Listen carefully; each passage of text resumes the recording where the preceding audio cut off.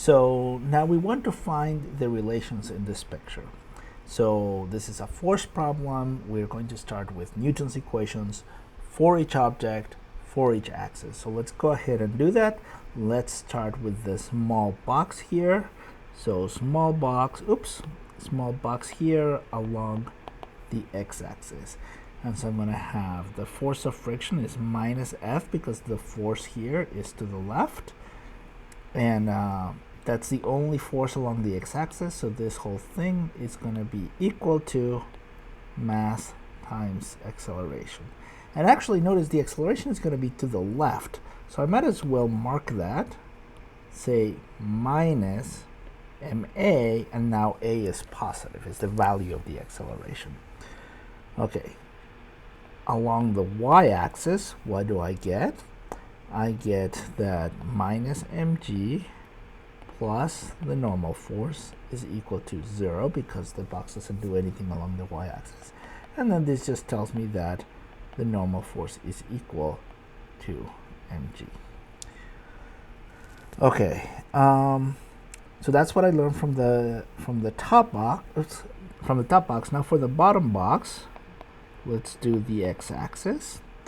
Let's see, I have a friction that points to the right, so I'm going to have plus F.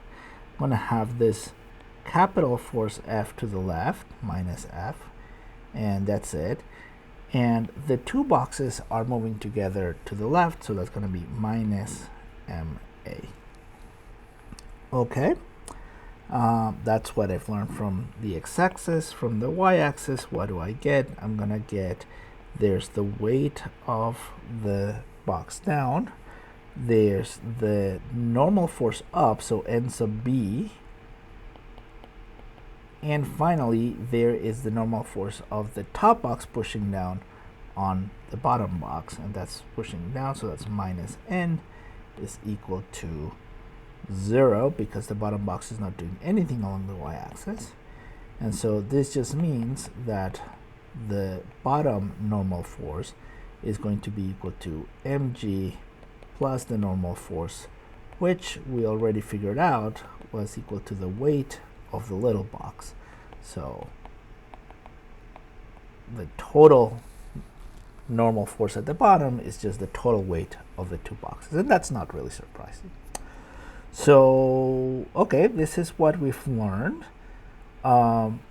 We also have this force of friction floating around, and we have figured out that the static force of friction is maximized, right? So if the frictional force just barely manages to hold on, then that means that the frictional force is as big as it's going to get. And so that means that this frictional force over here is actually going to be given by the static coefficient times the normal force between the two things that are kind of pushing on each other, right? So let's go ahead and plug that into our equations for the x-axis and see what we get. Let's simplify those. So I'm going to get, well, this minus is going to cancel that minus, so that's easy. So let's go ahead and write mu s times the normal force, but the normal force is just mg, is equal to ma. And so this tells me that the acceleration is going to be equal to mu s times g. And for the second equation, so that was this equation. Now for this equation, what am I gonna get? I am going to get that mu s mg, that's the force of friction, minus the big force F is equal to the mass of the big box times minus, because it's accelerating to the left, is equal to minus ma. And so that means that, let's see, there is, the unknown here is F. So let's solve for F. So I'm going to take this F and move it to the right hand side, and I'm going to take this guy and move it to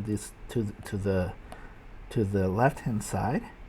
And so I'm going to get that F is equal to mu s mg plus ma but we also know what A is. So I'm going to get mu S mg plus m times mu sg, and this whole thing is just mu s factor of m plus m g. And so there you go. The force that we're pulling with on the left when friction just barely manages to hold on is just mu s times the total force, then the total mass, sorry, times g. So that is our final answer. The force with which we can pull and have the box still hold on to each other is given by this expression.